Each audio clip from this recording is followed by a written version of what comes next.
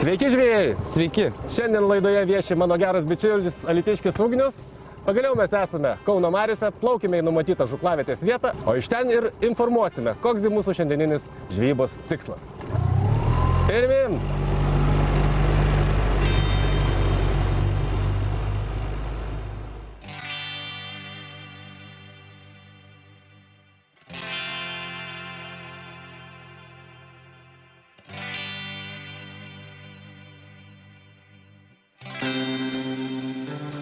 Pirmas inkaras ir šiek tiek apie mūsų šiandieninės žuklės tikslą bei ką mes šiandien čia veiksime.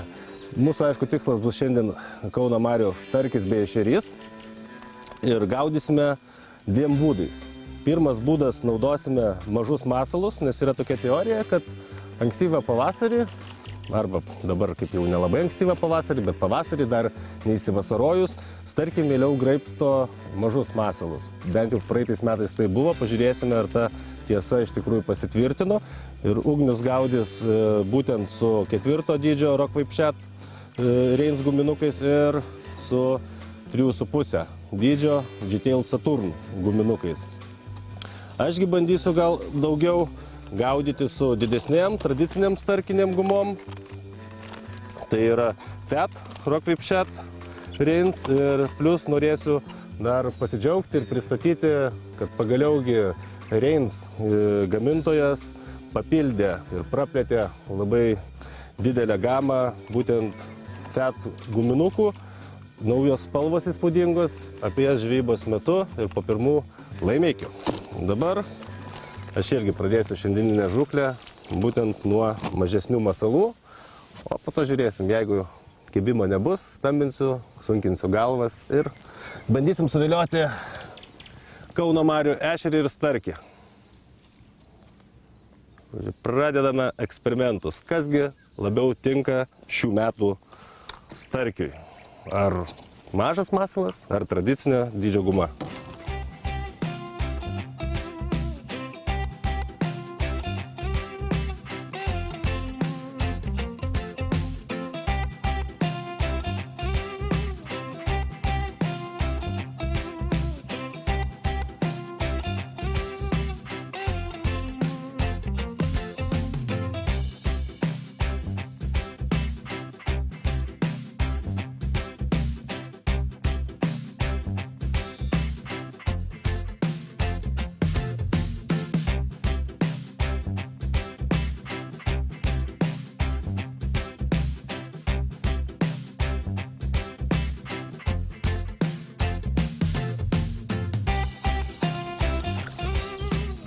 Hopa. Pirmas gražuolis Kauno marių ešerys.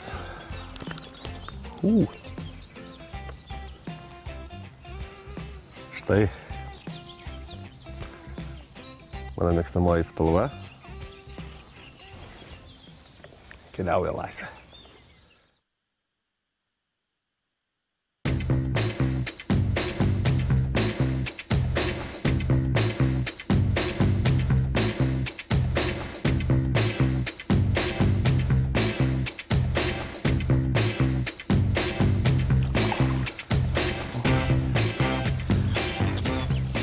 Suradom pagaliau įlankėlę, kur 3 metrai, 4. Ešeriai dar kol kas, kaip matome, yra sekliai. Dar neįėję į duobes po neršto.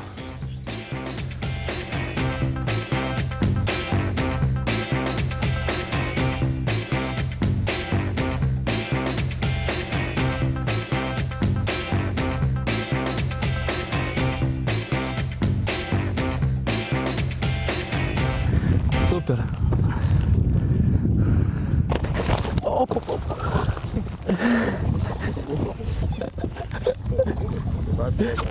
Pabėgo? Eik tu sa.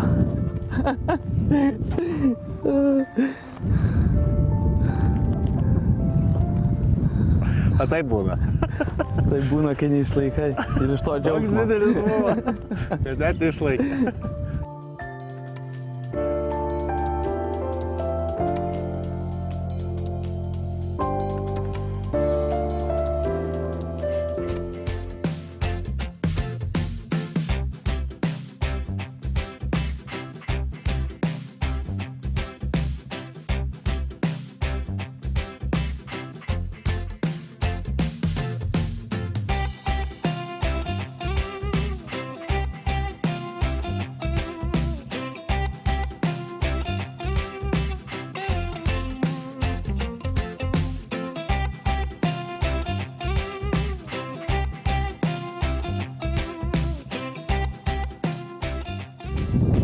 Kaip ir minėjau, aš bandysiu šiandien gaudyti dviem būdais. Ugnius labiau orientuojasi į mažesnius masalus, na, o šiandieną pradžioje pagaudžiau šiek tiek ešerių su mažesniais Rins guminukais ir perėjau prie naujovių pasirodžiusių šiais metais. Pats modelis tai nėra naujovė, bet tiesiog žiauriai tikrai praplėtė spalvų gamą, būtent Fat Rockvip Shed 4 numerio. Ir apie juos šiek tiek vėliau parodysiu, kokios iš tikrųjų įspūdingos tiek starkinės, tiek lydekinės atsirado naujos spalvos. Nu, o šitas Kauno marių gražuolis keliauja į laisvę. Taigi darome pertrauką žvejyboje ir, kaip minėjau, pradžioje pristatysiu naujas spalvas, būtent Rins Fat Rockvip Shed guminukų 4 dydžio. Ir aš šiandieną daugiau mirkiau juos. Jie yra stambesni negu jų broliai, kaip 4-ukas Rockvip Shedas arba G-Tail Saturnas. Ir būtent mes ir šiandien eksperimentavome su ugniumi. Koksgi masalas mielesnis starkiui po neršto, kai jisai dar nėra super labai aktyvus ir besiveikiantis kažkokių tai stambių masalų. Ir kaip pirminės išvadas galime padaryti tikrai tokias, kad mieliau graibstė mažus masalus. Taigi atsirado tokių įspūdingų tikrai spalvinimų gumų. Tikrai labai džiaugiuosi, nes būtent šito dydžio gumų trūko spalvinimų, jau buvo gal tik 8 ar 10, o dabar išleido visą gamą, nežinau, apie 30 įvairiausių spalvinimų ir tikrai starkinės gumos, savaime suprantamos, yra suvalgomos su kvapu, kuris yra sumaišytas jau viduje, jis nėra išmirkytas, bet guma pati iš savęs yra su kvapu ir su skoniu ir nereikia papildomai jų nieko purkšti ir kažkokiais tai kitais kvapais jas dar labiau tonizuoti. Starkius ypatingai jas mėgsta ir tikrai mes dar savo laidose, manau, kad parodysime, kaip mielai stvarsto šitas gumas starkis, kai jisai bus aktyvesnis ir jau įvasarojus maitinsis stambesnėm žuvytėm. Būtent vėlyvesnį pavasarį, taipogi vasarą ir rudenį. Taip. Ir ne tik starkiai, Sauliau. Ir lydekos taip pat. Lydekos, ne, tai nekalbant jau lydekos, viskas aišku, kad jie mielai yra. Labai tinkami. Ir šių spalvų būtent ir trūko, nes pereitais metais buvo mažiau daug spalvinimų, taigi dabar pilnas pasirinkimas, pilna gama. Pilnas, pirmyn. Pilna tašė įvairiausių spalvų, nuo tinkamų lydekom atspalvių iki agresyvių starkinių.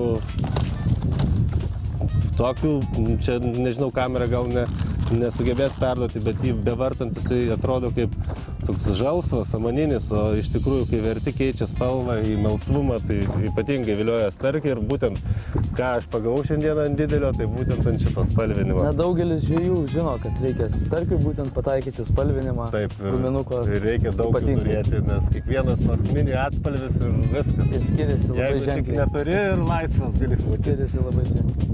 Na, o savaime suprantama, didelį dėmesį norime skirti daug mažesnėm gumom.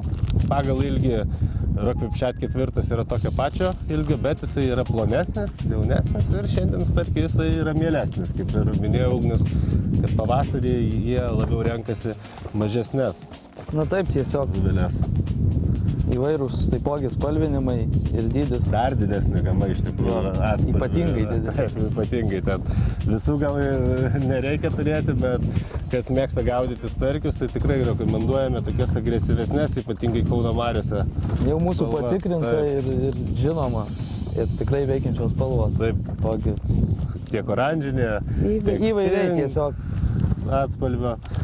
Taip, tikrai atkreipkite dėmesį, naujos spalvos, tikrai įspūdingos ir viskas tai yra pagaminta Japonijai pagal aukščiausias technologijas. Yra ten pasirodė kažkas panašiai, bando kopijuoti ar kažką panašaus daryti. Tiesiog visą laiką yra bandoma kažką kopijuoti, bet ar daroma tai teisingai, tai... Didelis yra klausimas. Taip, kad rekomenduojame visą Reins gamą ir manau, kad mes dar su jais ne vieną ir ne du gražius laimikius šiandieną irgi pagausime. Tikrai taip.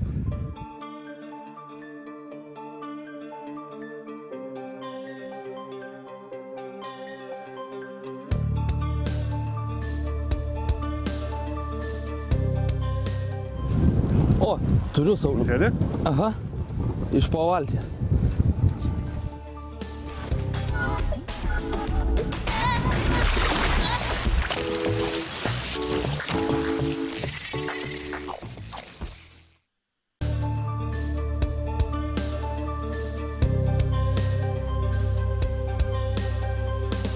Opa!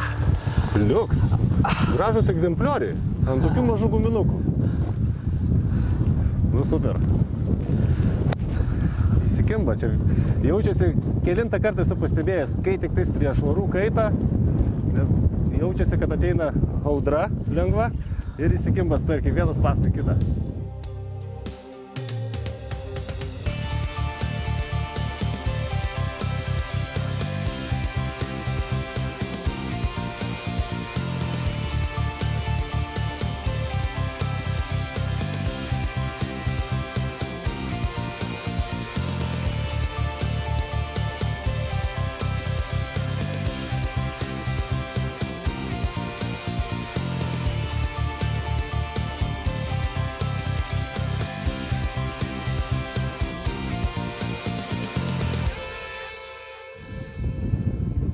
Būna ir taip. Opa, Sauliau, dar jint. Vėl netoli valties. Baikit jūs šiek tiek. Su Leonu kotu.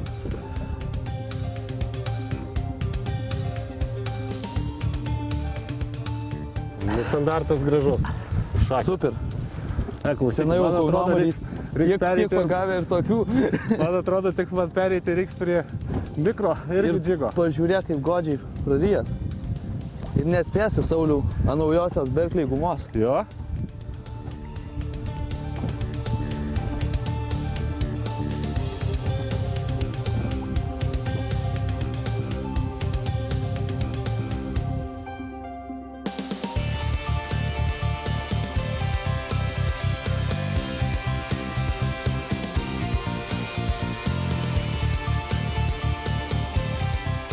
Taigi, pačiupau Ugniaus dėžutę ir tikrai smalsu pasidarė, kokį jis ten masalą. Aš žinau, kokį jis masalą iš tikrųjų tenais naudoja, taip kad norėčiau žiūrovam irgi pasakyti, kad neliktų jokių paslapčių, kad ne vien čia Reins mes sakome, tačiau yra ir Berkley Flex naujiena.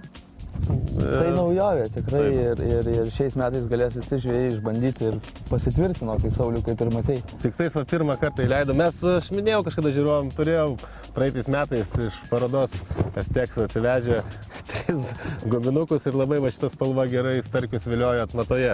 Tai tiesiog 3 taip pat supranti, 10 starkių pagumų. Na, šiais metais, kaip matau, yra visa praktiškai pastovė gama, jų nėra daug, kiek žinau, atspalvių, tačiau visiškai visos yra teisingos spalvos, to, ko reikia.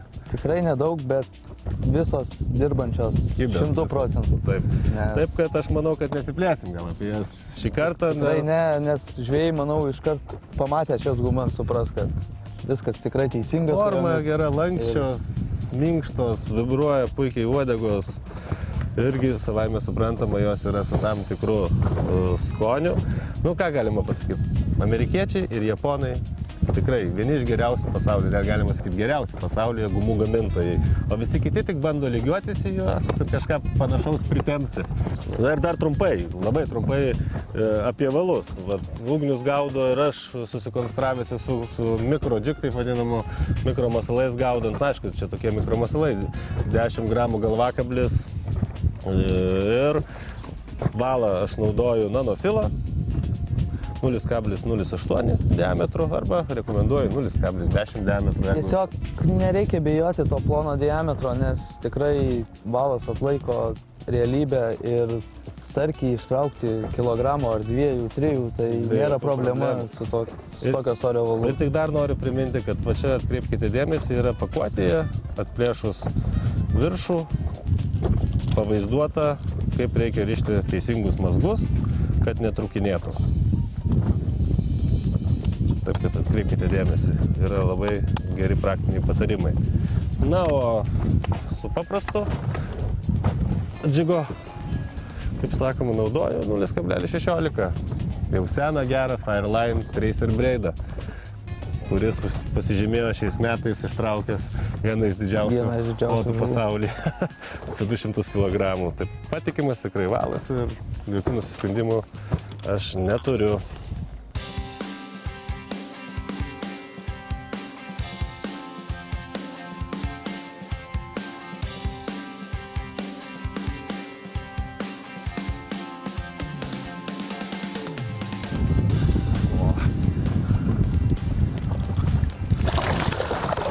O, papa, išmautė Saulių. Gražus kepimas buvo, ta pati? Ta pati, Berkley naujoji guma. Eilinį kartą graibštelis va mes gumališki. Na, ką padarysit? Svarbu pamatėm. Duodam šansą pabėgti, žinai.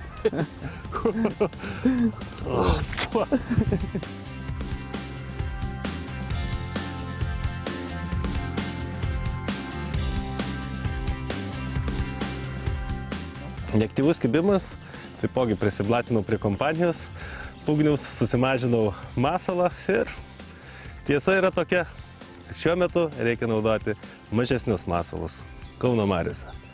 Kai bus po savaitės 2, nieks nežino.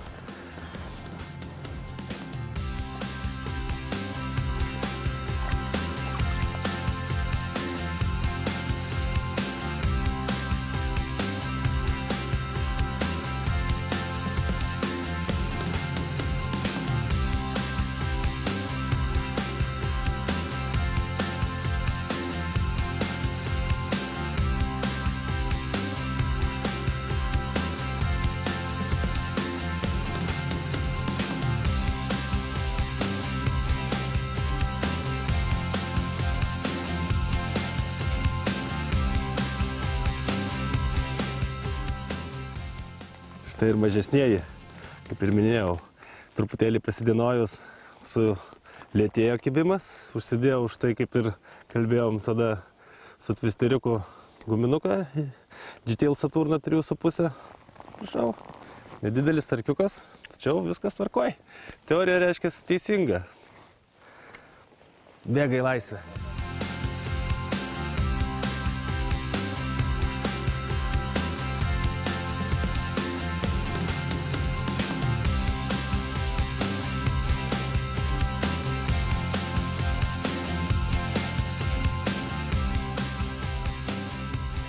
Taigi, kibimai vienas paskui kitą seka.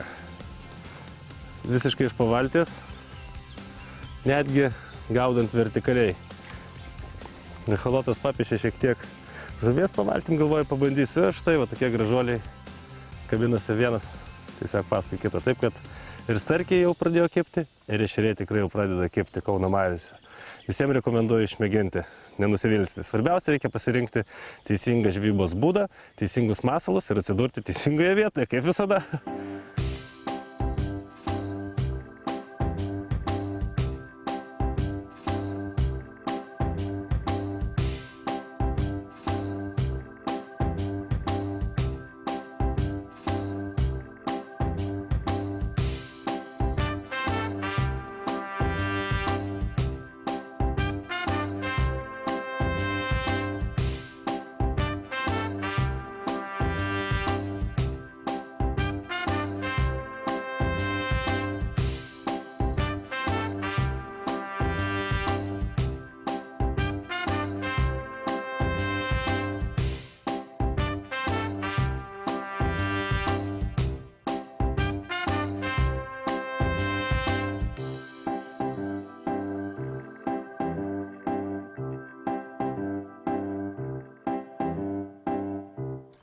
Kaip matote, žiūrovai, gamta pradeda siautėti.